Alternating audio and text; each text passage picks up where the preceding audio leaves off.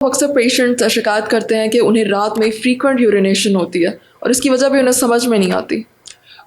Thank you. मेरे ख्याल में हम इसको सादा लफ्ज़ों में पहले बयान कर देते हैं कि मैं दोबारा अपने पेशेंट ही की ज़बान से बोलना चाहता हूँ कि how the patient speaks when they come to me. Right. Doctor साहब रात को सो नहीं सकती मैं। वालिद साहब हैं, वो कहेंगे मैं रात में कड़ी मुड़ी बाथरूम जाना। कितनी बारी जाते हैं आप? कोई 7-8 बारी जाना। ठीक। बस थोड़ी देर बाद जब जाता हूँ जाके टिपिकल अल्फाज, पेशाब साड़ के अंदर डॉक्टर साहब, और जाके बाथरूम जोर लगाना पैंदा है। ठीक। और फिर जाके पेशाब आंदा, जब बाहर निकलने लगा फिर लगता है कि और आ गया। ओके। अच्छा ये प्रॉब्लम हो रहा है। और फीमेल कैसे इसका बयान करें? डॉक्टर साहब बाथरूम जाते जाते मेरे कपड़े ख़राब हो जाते। ठीक।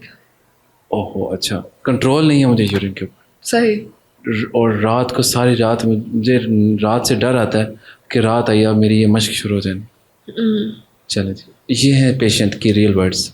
अब हम जानना चाहते हैं what actually is the problem for those patients who have frequent urination which we call polyuria. Okay. Polyuria और देयर अदर टर्म्स, मगर ये जानना ज़रूरी है कि इसकी सबसे कॉमन वजूहात क्या है। पहले ऐसे पेशेंट को चेक करना ज़रूरी है कि आया उनको शुगर है या शुगर नहीं है। ठीक। फिर हमने उन्हें ये चेक करना है कि आया वो उनके यूरिन में कोई इन्फेक्शन है या नहीं है। और अगर वो मेल हैं तो हमने ये देखना है कि उनको प्रोस्टेट उनका कैसा है। ओके। प्रोस्टेट का अल्ट्रासाउंड भी मौजूद है। प्रोस्टेट के लिए उसका ब्लड का टेस्ट भी हम कर सकते हैं। प्रोस्टेट ठीक है उनको साथ हमने देखा कि उनको शुगर भी नहीं है, इन्फेक्शन भी नहीं है, फिर भी बार बार पेशाब आता है। अब क्या वजह होगी? अब पहले पता करें कि वो पेशाब और दवाई तो नहीं ले रहे ब्लड प्रेशर के लिए। This is quite possible. Diuretics are the notorious medications to cause frequent urination. सारे जहाँ में हम तलाश करते हैं पता चला लड़का बगल में। ठीक। It's like that. So right under your nose you need to look for that. What are the other causes? Okay. ठीक है। तो अब ब्लड प्रेशर की दवाई भी नहीं है, फिर क्या वजह है बार बार पेशाब? बहुत ज़्यादा वज़न होने से भी बॉडी के जो मसाना है, देखिए मसाने की लोकेशन क्या है, तो बिल्कुल नीचे करके बॉडी के ऊपर कोई 200 किलो वज़न हो तो मसाना तो बेचारा एक बैग की तरह छोटा सा, वो सारा वज़न उसके ऊपर, थोड़ा सा यूरिन आया तो ऊपर से आपने ज़रा ज़ोर से छींक आई, पेशाब कंट्रोल से निकल गया। ठीक है। तो weight needs to be checked. फिर उसके बाद थायराइड की किसी किस्म में भी ऐसा हो जाता है कि पेशाब पे कंट्रोल नहीं रह सकता, ख़ास तौर पर हाइपर थायराइडिज्म के पेशेंट में, जिसमें तेज़ थायराइड चलता है, पेशाब ज़्यादा बनता है और पता नहीं चला वो निकल गया।